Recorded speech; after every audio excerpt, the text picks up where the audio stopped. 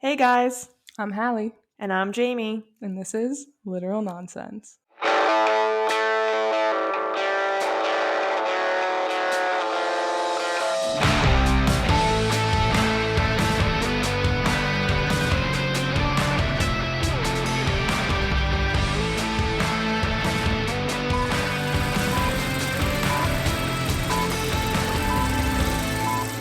Hey guys. Hi. We are finishing up this. I don't know. It's like not the first book of the series, but it's like The origin story. yeah, the prequel, whatever. The prequel to the prequel. Whatever. It's the second half of A Ballad of Songbirds and Snakes. We're really doing part 3, so I guess it's like the third part of the book. We're I don't actually know. really confusing. I know. Well, I feel like splitting it in parts is good, but I also feel like these didn't warrant like 3 episodes each. Like each No. book is 3 parts, but it's like Yeah, and I honestly could and might argue. well, 1 episode per book. Yeah, I just feel like last time we were like going off. this is true. There's gonna be tangents. See, that's what I don't factor in. Right. I just think of content. Right. If you're just like talking about it, fine. Yeah. But We're yeah. not robots. Right. Yeah, we tangent quite a bit. So yeah, this episode is going to be on part 3 of The Ballad of Songbirds and Snakes. It's called The Peacekeeper, and it is chapters 21. There's of course an epilogue always, but let's just not count the epilogue. The chapters are also long, which I don't know how I feel about, but we'll get there. 21 through 30, and it is pages 323 through 517, depending on like which copy you have. But off we go. So we ended off, and our boy Corio is just being shipped off to be a peacekeeper in District 12. Okay, but like imagine the immense shame he must feel. But like, okay, so we're already going back into this. Like, does he feel shame, or is he just like, Or do you think he's just embarrassed? embarrassed? But I think also he's like, cool, like I'm not Like, I'm not a part of this anymore. like in trouble, like almost like I still got away with one. You know, like he's not Like, dead. whew. Yeah, right. Barely made that one. So I don't know how he and this. I feel like this part is like when he really starts getting like he Psycho. becomes obvious and like who he is. Yeah.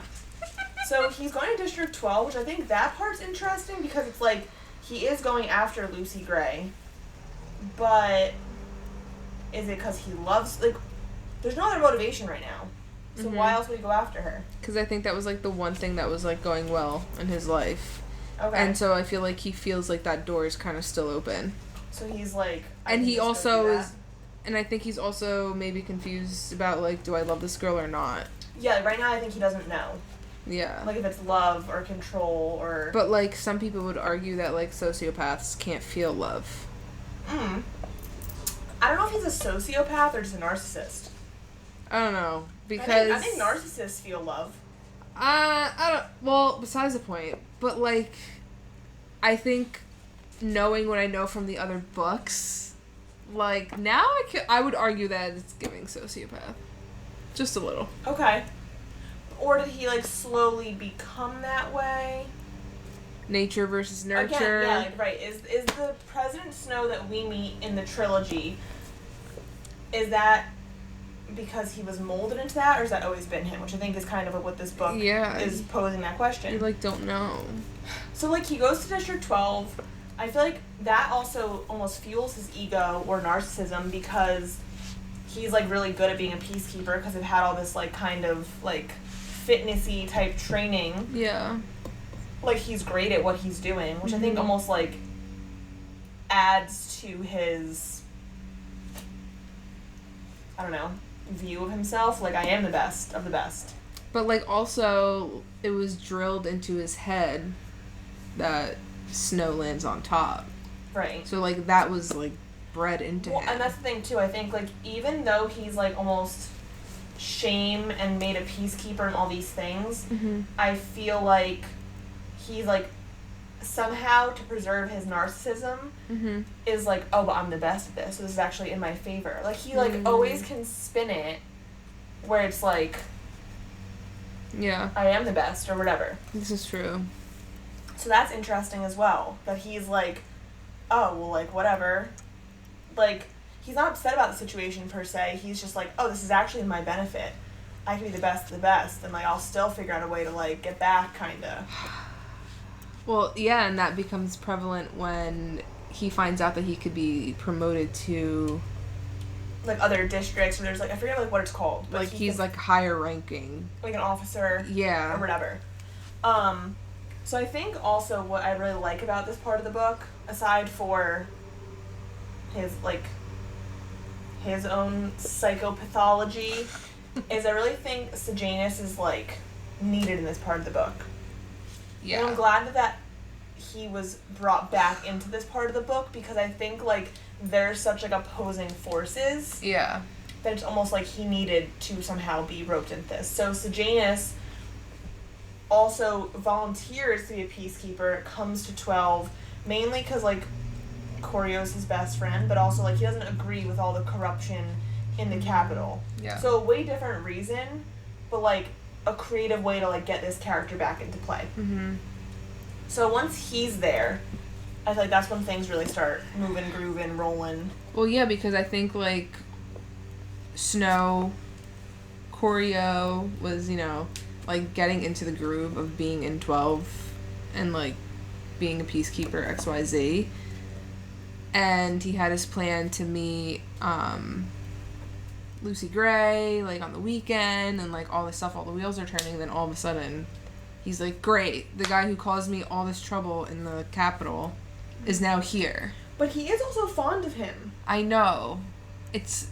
like, he's happy. He's, like, a comfort. Yeah, but he's very backhanded about it, because he'll, like, say he like, oh, he is a friend, but then, like, Sejanus is so stupid, like, you just shut up. Like, right. I think... but it's not like, oh, you're so silly, you know? No, he's, like, genuinely mean. Yeah, he's like, that guy's a fucking idiot. Right. And so... and it's always... and now it's going to reflect poorly on me. You know? Yes. Like, he always spins it back to, well, now... as if that has anything to do with him. Right. But it does, because, like, it does. You are with, like, who you hang out with kind of thing. Yes, but, like, the capital is so fucked up. And if you think about... like, he's actually the more righteous one, Sejanus. Yeah. But Corio just cares about his image and power. So he's, like, that's his thing. I don't care if the power system is corrupt, as long as I'm also in power, and I can work the system. Doesn't matter what the power system is, yeah. I just want it. Yeah. Which is crazy. It's like a weasel. And so really the only two plot points of this part of the book is Sejanus comes and he is kind of, not like a rebel, I wouldn't say, but he's trying to, like, dismantle things still. Like, he's, like, still, like, disagreeing with things, having a hard time, like, wants to, like, run away, like, things like that. And then also we have Corio and Lucy Gray, like, outside of the arena and, like, that romance. I think those are, like, really the only two plot points, but again, we're going to talk more about, like, just, like, the pathology of those two things. At this point, yeah. And so, I mean, really, I think pretty quickly Sejanus starts, like, being like, hey, like, I still don't agree with this, and he starts kind of rebel sympathizing. Like, pretty quickly. Yeah, like, almost immediately. Yeah. Because they were one night at, is it the Hob? Right? Yeah, like, they, like, so that's how he originally finds Lucy Gray again, is she's, like, playing music at the Hob. Yeah. And, like, they, like, rekindle immediately, they're, like, dating. Yeah, but there's a part, I think, at that moment, the first night, that Sejanus goes off, right? Yeah, and, like, slips out, and he's talking to, like, Lucy Gray's, like, ex-boyfriend. Yeah. Because they're trying to, like, escape, and, like, it's corrupt and whatever. Yeah. But again, Snow's reaction to that is crazy. But, like, how does that even happen? You know, like, I don't think you know what I like, mean? Premeditated. I think, like, Sejanus just, like... do you think he just stumbled upon that? Kind of, but I think you probably can also realistically tell who's kind of, like, a rebel. You think? Probably. I don't know. But do you think... I think like finds like, which we'll talk about as the series goes on. as we start seeing, like, all the allies and stuff in the future books and, like, who's part of the rebellion, like, I think you kind of just can tell who's, like, yeah, I guess. Their mindset is, like, damn, this isn't fair. And I think it starts there, and then usually they're having, you know, drastic ideas of how to make it fair. So I don't really know how he gets involved with that guy, but I feel like whatever. It was just obviously interesting for the plot. Right, exactly. And I don't mind that not being, like, overly explained, you know? Well, 'cause, yeah, and being that he's, like, the only, like, decent person. Right. You know, and it's interesting how it's a district person. Right. Who's the decent one. Agreed. Like, no, I don't want to say, like, ethical, but, yeah. Kinda.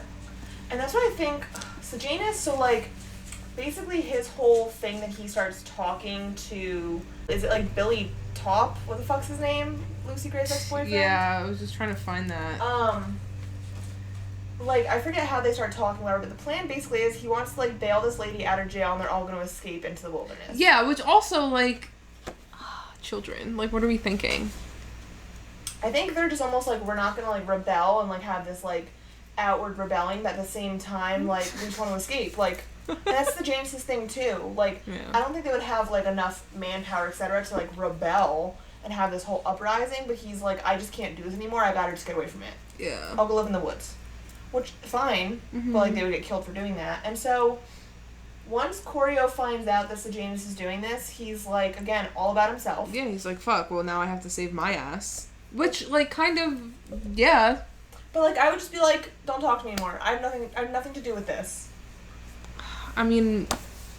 But again, it's all that narcissistic, like, it's about me. He would never say that. Right.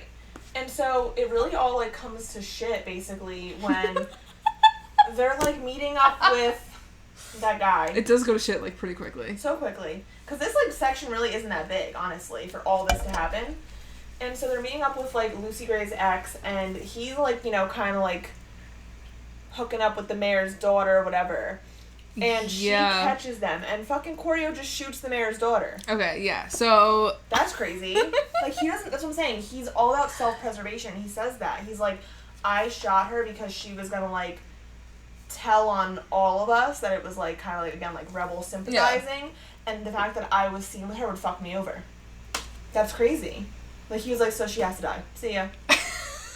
I'm like, damn, this dude is fucking cold-hearted. But also, so in that, like, altercation of Corio shooting the mayor's daughter, Billy Tope also dies. So they're like, oh, we'll kind of frame it like a murder-suicide. Like, just like a kerfuffle.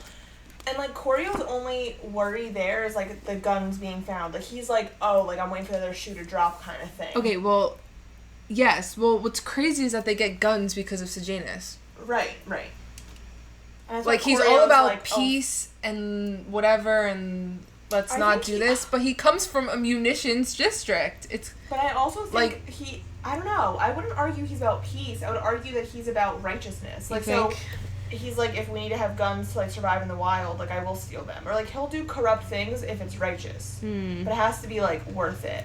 He has a martyr complex. Which I don't hate, like, that as an overall you vibe. almost need it. Right. Because we can get, like, so torn off path with, like, how Corio thinks. Correct. You know? And, like, like, whereas Corio will do immoral things all for himself.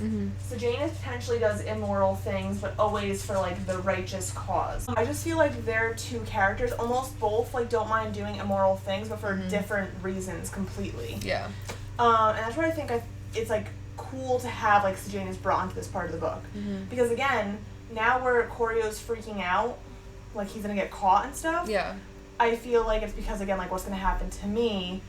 Whereas Sejanus is like, if I get caught, like, I die being myself kind of thing. Yeah, this is true. Corio will change his face no matter what, as long as he, like, survives. Well, yeah, because he talks shit about Sejanus to Dr. Gall. Right. But then, like, he's also in Sejanus' face, like, yeah, you know, you are my friend. Oh, I'm looking out for you. Like, right. You know what I mean? And then when Sejanus is still talking about, like, rebellion, sympathizing, all this stuff, Corio, like, and the way it's written, too, is crazy. Like, he makes this choice to, like, record him, because they're collecting the Jabberjays and the Mockingjays.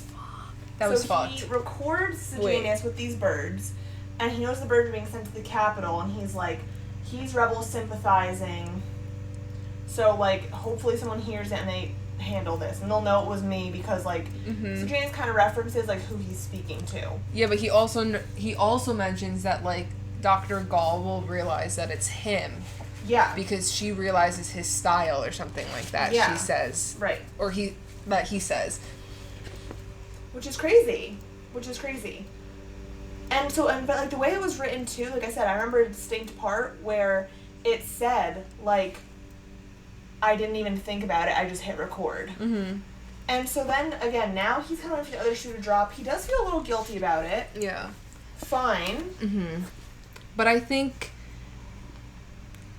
also, too, a big factor at play here is that what it comes down to is, you know, yes, he's a narcissist and whatever, he likes power, but I think it also just comes down to hate. Like, he hates the people from the districts because they caused a war that killed his father and in turn killed his mother and left them basically starving. Right. And they had to watch their neighbors eat their maids, you know, like... Right. Yeah, I think that it runs deep for him, and he can't see them as people. Yeah, and I think... Like, he, like, dissociates from that. Yeah, and I think, you know, that might be, like, a certain undertaking that Suzanne Collins is trying to... Right, I would agree with that. Because she also kind of... It also kind of sounds that way for Sunrise. Agreed. Yeah, we'll talk more about that, obviously, in Sunrise, because I think she has a lot of undertones. More so in these two prequels than even, like, the main trilogy. Well, I think she really gets her, like, wind.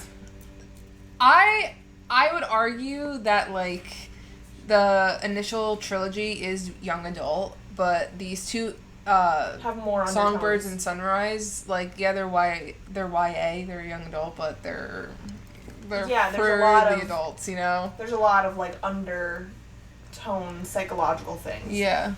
And so, long story short, he's still, like, just, like, hanging out with Lucy Gray, but then all of a sudden... also... He's, like, so... He acts like this, and he's like, oh, I can't wait to go see, like, Lucy Gray.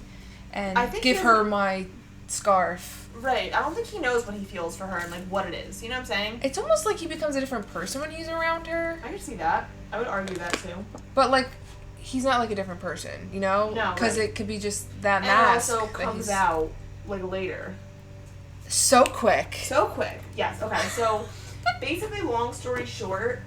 Again, more, like, big climax in this part of the book is all of a sudden Sejanus is, like, called and they're like, he's being hung for treason. And so Dr. Gall obviously listened to the recordings, but it's, like, I don't think that he thought he would get killed and hung. Like, he says, like, you didn't think Snow? Yeah, like, I didn't think that they would hang him? Like, Snow even says, he's like, oh, good, I hope Gall listens to this. They send him back to the district, his dad will pay them off, and, like, he'll be out of my way and out of my hair. Like, I'm so sick of worrying about this guy. Yeah. Like, I don't think that he wanted him to die. He wanted him out of the way. Like, get away from me and my problems. But like, when he finds out that he's gonna get hung, he's like, oh my god. But, like, is he that daft that he doesn't think that that's what's gonna happen? I think he knows how cutthroat Dr. Gall is. Look what he did to his classmates. Yeah, at the same time, I think he thinks, again... money solves everything. So he's like, oh, obviously Sejanus' dad will just, like, pay someone off. He'll buy a new gymnasium. We'll be good to go. Like, he really thinks that way. He thinks, like, money and power is the end-all, be-all. Like, there's no real consequences. I think this is the first time that he's like, oh, fuck. Like, it doesn't really matter to him because he's like, either way, he's still out of my way. Yeah. And, like, out of my hair. And he's not causing me problems anymore. But at the same time... Yeah, but even when they do hang Sejanus... And he talks about how, like, oh, I'm going to send his personal items to his parents. Like, it's very calculated still. Yeah, and they'll be, like, so, like, happy, and they might welcome me into their house or whatever. And, I mean, it does happen. It does. That's what I'm saying. But, like, he spins it in such a way, like, his internal dialogue is, like... The internal dialogue is what gets you. He's, like, maybe not. Like, he's, like, very, like, you're not sure. Mm-hmm. Like, he does do it because it's, like, a nice thing to do, but he's like, oh, this might benefit me. But he's not, like, super calculated where he's, like, if I do A plus B, it equals C. He's very much, like, I could try A and B and it might equal C. Like, he does it with, like... he's not, like, overly calculated in the sense, like, well, this is what's gonna happen. Yeah. He's kind of, like, just, like, this could work for me. Like... Maybe he's just, like, a really good manifester. He's not, like, a mastermind, I guess. Yeah, like, right. Like, he's not, like, a mastermind. Like, this is exactly He's a witch! Happen. Right. He's more of, like, I'm gonna try all this shit for my benefit and hope it shakes out that way. Yeah. So, okay, so Janus gets hung. Again, he's upset, but also at the same time, like, it kind of gave me what I wanted regardless. Like, yeah. He's out of my way. Mm-hmm. He's not causing me problems anymore. Mm-hmm. Now... He had killed someone in the arena, yes. which we know. Mm-hmm. He had killed the mayor's daughter. Yeah. So now, in theory, Lucy Gray knows these two and thinks he's only killed 2 people. Mm-hmm. So now, the 2 of them are going to run away together because he's like, oh my god, they're going to find the gun that I used to kill the mayor's daughter, like, and he's going to do it. Yeah, but also, too, before he even goes to Lucy Gray, he gets called and they're like, yeah, they're gonna promote you. Right. And he's like... But that's, like, in the middle of his plans of running away. Yeah, so, I mean, the end goal was always for them to run away. Right. But when it actually comes to fruition... Well, so the night before he runs away, they're like, you're being promoted. Christmas. Right. Yeah. Like, you're being promoted. And he's like, that's really shitty timing. Mm-hmm. Like, that would shake out really well for me. But I still gotta run away because they're gonna find the guns. Yeah. Yada, yada, yada. Like, they'll kill me in the officer's school anyways. Like, I gotta get away from here. But he tells them, I'm so excited to start. Of course. Because, like, you can't, like... Leaves the door open. You can't tell him that you're running away, you know? No. So, he literally... But he could have denied and be like, no, okay, I'm happy here. I think that would have, like, almost tipped him off. Yeah, that's true. He's, like, being, like, a quote-unquote rebel at this point. Yeah. So he's like, okay, like... Thanks, this is really shitty because I kind of would have wanted this, but, like, again, he's like, this still won't work out good for me. I'm still going to get killed, whatever. Yeah, and he always references back to that. Yeah, like, he's like, they're going to find out. Yeah. Whatever. So now, again, I think the beauty of putting that the day before he runs away was like, oh, I would want to do that, but I can't because of, like, what I've done. Like, I'm still at a high risk of getting caught. Yeah. All this stuff. So now him and Lucy Gray... run away together. They get to that little cabin. They had gone cabin to this, in the like, woods. Yeah, they had gone to this little lake with all of them. They went fishing and swimming the one day, and there's a little cabin. So they start off their, like, venture into the woods by going there. Mm-hmm. Now, when they get there, they find the guns that were used to kill the mayor's daughter or whatever. So now they're accounted for, and he knows, like, no one's going to find these. Yeah. So now... all the possibilities are back open to him. He's not backed into a corner. Yeah. And that's where he loses his fucking mind. Yeah, immediately just, like, snaps. And that's what's scary. The scary part is how quick. Yeah, because he was just like, yeah, like, I just, like, imagined, like, him and Lucy Gray, like, frolicking through the woods, like, holding hands, skipping, like, so excited to go beyond the borders and start their life anew. And then all of a sudden, you know, let's take a stop at this cabin and hang out for a little bit. And they were fine. And then, and she was like, wait, what did she say? She was gonna go do something. Like, get berries for them or whatever. Yeah, so, like, but he makes that comment about how he's killed 3 people. This summer. And she literally was like, who? And he was like, what do you, corny motherfucker. He was like, myself. I've also died this summer. Like, I was like, and so Lucy Gray's smart. Like, she's arguably not an idiot. Yeah.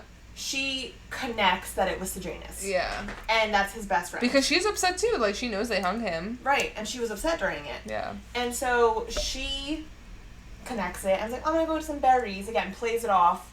And then, like, disappears. Mad nonchalant. Yeah, disappears. And he, again, loses his mind and starts hunting her. Yeah, he hunts her with the guns that were... He's like, Lucy Gray, like, he's calling her name. Because he set off the gun, like, he's going circles in the woods. Trying to kill her. And he's also saying to himself, well, she knows that she's the last person who knows about these guns. So and these are the last things stopping me from, like, excelling in the future. Yeah.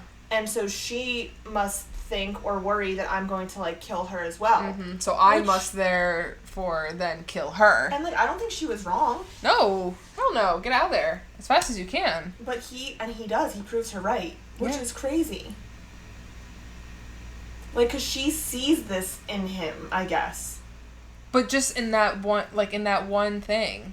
It was so quick. Because the whole other time, I would say that she's, she really liked him, I think. And I think her feelings towards him were genuine. But she did fear for his life. Or she feared for her life with him.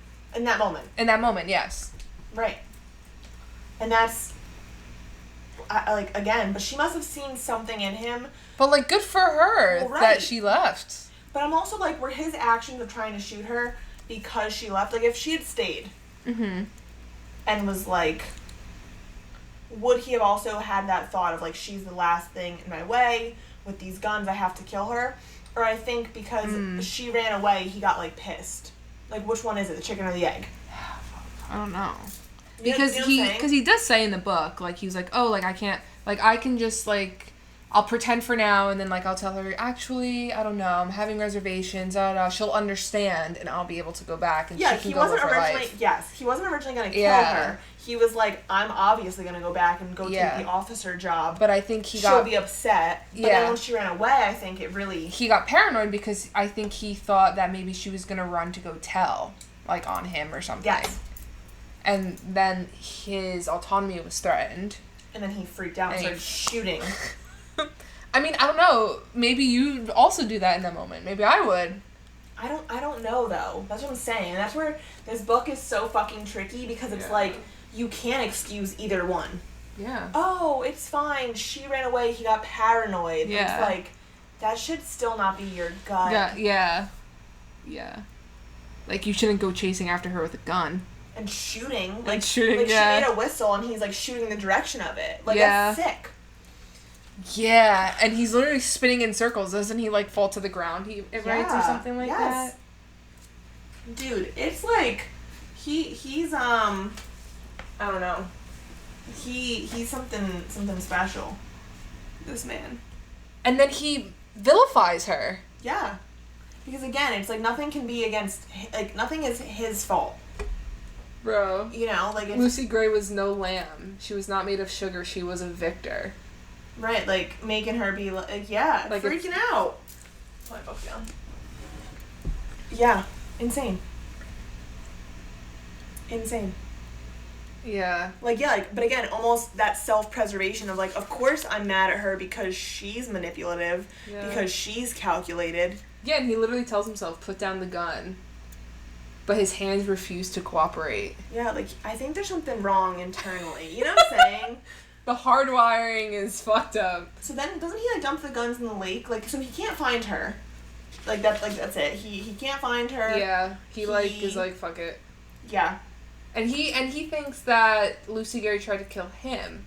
Right, that's what I'm saying. I think his because there's a snake. Warped. Because he runs into the snake, and he was like, oh my god, Lucy Gray planted this snake to kill me. I don't think that she didn't. Yeah, I didn't rule that out either. I don't think she planted the snake, but she knew there were snakes in that area, and so she, made him go to that area. But I think her genuine reasoning was she was fearful for her life, which, with good reason. And I think she knew, obviously, if she's Covey, whatever, and she's in the woods, that's her life, she's gonna know if those snakes are poisonous. Right. I think... So I don't think she was trying to kill him. I think for her, she was genuinely fearful for her life and was trying to, have a snake bite him, have this, have that. He's saying, oh, I'm fearful for what she'll do, X, Y, Z, whereas I feel I can't trust her. His is always, an excuse. He does it to, self-preserve. Mm-hmm. Oh, I'm going to blame her. I'm going to blame Sejanus. I'm going to blame everyone else, not myself. Yeah. I think he makes, cop-outs for himself, whereas I think her thing was genuine. She genuinely was scared of him. Yeah. So, yeah, he gets bit by a snake. It's not poisonous, but he, runs back thinking he's dying. Yeah, and then he dumps the guns, too. He's like, oh, problem solved. Mm-hmm. And then he, says he, gets delirious and he, passes out or something. He's kind of in a panic attack. Yeah, exactly. Well... Look at his internal dialogue. I mean, I was reading that, and my heart rate was, up 160, 170. I was like, I can't breathe. It must be hard to be, to think that way all the time. He must be tired. This guy's internal dialogue is exhausting. This guy needs Zoloft. Oh, my God. Brutal. So he gets back, they, like, treat him, the snake bite is not poisonous. They're like, LOL, you're fine. And they're like, okay, you can, like, then he's like, okay, I'm going to officer school. Because... And then just leaves. The amount of time that passed from, like, the night before being told he's going to be going to officer school, and they're like, you have the morning off, like, go say goodbye to everyone. The whole, like, Lucy Gray, gun shooting, snake biting, he's, like, home by noon. Like, his friends aren't even up yet. They're sleeping. Yep. So he's gone through this, like, huge character arc and shift. But I would also argue that they weren't that far out. Like, they were probably only, like, an hour out. You know, I think it all happens just so quick. That's what I'm saying. But, like, this whole big thing happens in, like... Within an hour. And I think she makes a point to say, like, that his bunkmates are still sleeping because... Yeah, but she also mentioned that they were probably, like, hungover. But still, like, they're not even conscious. Yeah. And they have no idea. No and idea. then he just, like, leaves. Yes. He doesn't even say bye to them. No. So he leaves, he goes to officer school. Oh my god, the ending, though. Yes. Okay, so I will say that, I remember when I first read the book, last year, I think, when I read it, that I just felt like the whole time that I was reading this book, in this part 3, I'm like, I don't know, like, obviously we know he becomes president and whatnot, but I was just like, it's just, so interested to see how it was gonna happen. Yes. And I knew it was somehow gonna involve, Professor Gull. Yes. And lo and behold, yes. He shows up to the train station. And well, he goes on a hovercraft, and they're like, he thinks he's going to officer school. Oh, yeah. And he's then they, in like, the go hovercraft. to the Capitol. Yeah, they go straight to the Capitol. Yes, yes. And he's like, what the fuck? And they're like, oh, you're to go see Professor Gull. And he's like, what? He definitely thinks he's about to be killed. Yeah, for sure. And then she was like, oh, you think I would, like, waste your talent? Right. And I was like, fuck. Like, she's sick and demented, and she recognizes that in him. Yes. Because then she's like, oh, you're going to start the university tomorrow, and you're, like, gonna be like a game maker in training, like, cause she's head game maker. Right now, there's not like a big, you know, council like how there is in the main trilogy. Like, it's kind of just her. Now, yeah, because it's still the beginning. Right. It's only 10. She like, takes him under her wing. This is the 10th Hunger Games. Yeah. Well, and they reference it. I don't know if they have Where You Are in Sunrise yet. But they reference like, oh, the 10th Hunger Games is when everything, like, made a turn, like, what they are today. Like, so this is really, like, he made them what they are today, like, it's because of him. But, like, she, like, yeah, she takes him under her wing, and this is now, like, this is it for him. Like, here we go. And this is, like, again, the kind of slow introduction, like, we could see how he is who he is in the main trilogy. Yeah, if Dr. Gall, Professor Gall, was the one who was his mentor. Yeah, and he's chilling. He's going to become an officer. He's going to be respected. He's going to university. Like, this worked out better than he thought. Literally. And how the book ends, snow lands on top. I was like, damn. Damn. And it does. It does. It does. So I feel like this was a great introduction into, obviously, his origin story, why he is the way he is, all of these things. Yeah. Now, that being said, Hallee, like we had mentioned last episode, Hallee is reading this book and then the main trilogy and then Sunrise. Yeah. But we are covering Sunrise next, so she's still like halfway through that, whatever. Yeah. But yeah, there's gonna be a lot of things in that where I think it's even like a nice like middle ground where we have his origin, we have the main trilogy, but now when we're at the 50th Hunger Games and it's like Haymitch and President Snow is like middle-aged, you know, it's like you're like, oh, this is even making even more sense. Yeah. Which is fun and interesting. It's crazy. Yeah. So then he's like in his 70s during the trilogy, right? I would say, yeah. I think he's like... it's like the I think they say specific ages in Sunrise, I forget. But I think he's like 60... Well, hold on. Because Catching Fire is the Quarter Quell, which is 75. Right, so he was 18 in the main book, that was 10. I think they said he was like 58. Plus 40, yeah, he's 58. Right. So then plus another 25. So in the main trilogy, damn, bitch, he's like 83. Damn. But yeah, he was 58 in Sunrise. Wow. Interesting. Damn, so yeah, he's like middle Yeah, age. I got a lot of things. He's old as fuck in the Hunger Games. Yeah. Shit. Which, he doesn't look that old in the movie. No. But I guess that makes sense, because doesn't he, I mean, not that it's like a spoiler, but he dies in the end, right? Like, just like, not like President naturally. Snow? Yeah. Yeah. So, like, I feel like 83 makes sense then. Like, to be just Yeah. dying. I guess, yeah, that's true. Evil keeps this man alive. Anyways. The most evilest ones always live forever. Right. But yeah, so, I don't know. I think this was a great origin story. Like, honestly, like, 10 out of 10, one of the best ones I've read. Good. Especially to write it after the fact. Like, it was so well thought out, and, like, it made sense for so many things. Yeah. I wonder if she, like, always had this thought, like, this book, like, in her head. I agree. Or even, like, maybe, like, the beginning, like, a novella version of it or something. Like, 'cause obviously that's, you know, detailed. Right. But I wonder if this, like, idea was, like, newly sparked, or when she wrote The Hunger Games, she was like, I'll also want to tell his story. Because sometimes authors do have almost, like, the character layout of, like, what's their origin to, like, get into, like, that headspace. Mm-hmm. I wonder, I almost want to say probably because this was just too good. Like, it made too much sense to, like, go back into it. Yeah. So I gave this book 4 stars. Mm-hmm. I think when I first read it, I gave it 3. I don't think I appreciated it for as much as, like, what it was. Yeah, I have a feeling that I also did the same thing as you. Because I feel like it is a slow read. Yeah. It's not as exciting as The Hunger Games, but I feel like when you really go back and are reading it in that lens, you're like, goddamn, like... Yeah, I definitely for sure did not appreciate it the first time around because I just wasn't, like, in that Hunger Games headspace. Right, and I think, like... and I hadn't read The Hunger Games, like, 10 years prior to that, you know? Well, so... also, when you read the first series, and it's, like, all this, like, high-tech, exciting, you know, glamour of the Capitol, and then you have, like, this, like, barbaric, boring thing, it's almost, like, not as exciting. Yeah. But I think now, to, like, really read it and as an origin, like, respect it, I'm like, that was really good. Mm-hmm. So, this book got me hype fucking city for, like, the next books. Interesting. Which we're going to talk about. Obviously... Next episode, we'll talk more about how, like, we're reading it differently and how we're viewing that. Yeah. And, like, you know, things like that. But this definitely got me, like, back in. Yeah. I was thrilled. I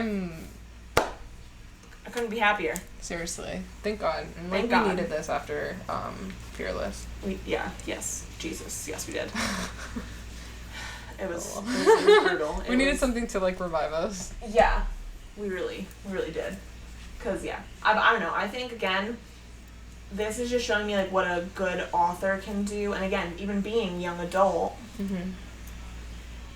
You don't need to have sex in your books to be successful. Well, and again, young adult doesn't equate bad writing. Exactly. That's what it comes down to. That's what we talked about before. Yeah, all the time. And this is a perfect example of that. This is a great book. I also think these books have aged well. When you read them again as an adult, they're still just as good. Yeah. And the writing even isn't bad either. Right. Like for the Hunger Games, like reading them now, I was like, it ages well. It's fine. It stands the test of time. It was great as a child, young adult. Yeah. They're great as adults, and like there's even more undertones you understand more as an adult. Yeah. That's like good writing. Mm-hmm. It's great. 10 out of 10. Thank you. And that's it, everybody. And that's it. That's what you should aspire to do. So next episode we'll be recording for Sunrise on the Reaping.